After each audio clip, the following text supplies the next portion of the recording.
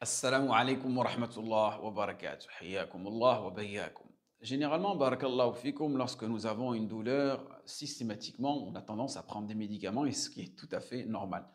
Car on vit dans une société qui a plus ou moins séparé le corps de l'âme, et une société aussi dans laquelle on ne croit pas réellement à la guérison divine.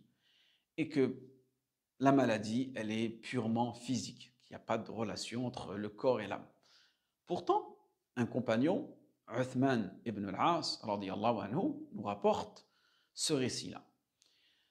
An Abdillah, Uthman ibn Abi al-As, radiyallahu anhu, أنه شكا إلى رسول الله صلى الله عليه وسلم وجعا يجده في جسده فقال له رسول الله صلى الله عليه وسلم ضع يدك على الذي يألم من جسدك وقل بسم الله ثلاثة وقل 7 مرات أعوذ بعزة الله وقدرته من شر ما أجد وأحاذر. Donc Abu Abdillah Uthman ibn Abi al-As radiyallahu anhu relate qu'il s'est plaint au messager d'Allah sallallahu alayhi wa sallam d'un mal dont il souffrait. Et le messager d'Allah sallallahu alayhi wa sallam lui a dit de faire ceci.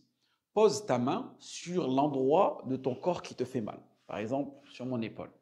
Et dis 3 fois. Tu prononces 3 fois. Bismillah, Bismillah, Bismillah. Ensuite, répète 7 fois de suite. Je me mets sous la protection de la puissance d'Allah et de son pouvoir contre le mal dont je souffre et le mal dont je crains. Ici, barakallahu fikoum, ce hadith nous prouve que ceci est une cause de guérison que tout musulman doit mettre en pratique. D'accord? Comme le prophète sallallahu alayhi wa sallam nous l'a prescrit. Donc, on répète, qu'est-ce que tu dois faire? Tu répètes 3 fois au nom d'Allah. Bismillah, ça peut être sur ton épaule, sur ton cœur, peu importe l'endroit où c'est. Tu mets ta main dessus et tu répètes 3 fois Bismillah. Ensuite, et tu répètes 7 fois, je me mets sous la protection de la puissance d'Allah et de son pouvoir contre le mal dont je souffre et je crains. Et si c'est possible de l'apprendre en arabe, c'est toujours la priorité. Donc là, c'est assez court, c'est assez simple. Si tu n'as pas la capacité, en langue française, car on reste toujours dans le domaine de l'invocation, n'a pas du Coran. Et la personne, lorsqu'elle fait cela, lorsqu'elle prononce, elle doit avoir la certitude, la conviction que cette invocation lui sera bénéfique et profitable. C'est là l'importance de prononcer cette invocation. Et à partir de là, sa douleur, par la grâce d'Allah subhanahu wa ta'ala, s'apaisera. Par la permission d'Allah subhanahu wa ta'ala, cette douleur-là va diminuer.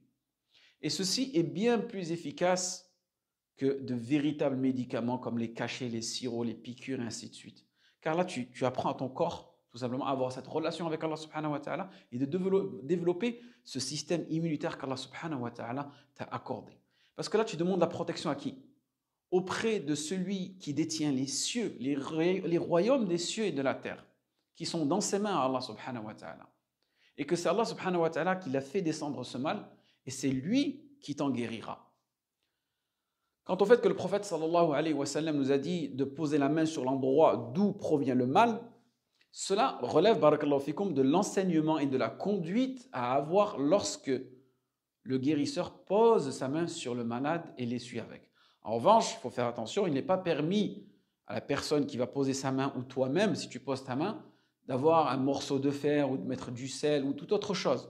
Pensez que cette cause-là va provoquer la guérison d'Allah subhanahu wa ta'ala. Non, le prophète sallallahu alayhi wa sallam ni ses compagnons ont fait cela. Et méfiez-vous de certains guérisseurs qui sont tout simplement des charlatans, ou bien des guérisseurs qui utilisent des paroles prophétiques, ils utilisent le Coran et la Sunna, mais en même temps aussi, de façon cachée, ils utilisent des djinns qui soient musulmans ou qui soient kuffar. Dans ces 2 cas de situation, il est interdit aux musulmans de faire appel à ce type de personnes. Parfait? En espérant que ce rappel a été bénéfique pour vous et moi. Waffaqakumullah lima yuhibbu wa yarda. Assalamu alaikum wa rahmatullah wa barakatuh.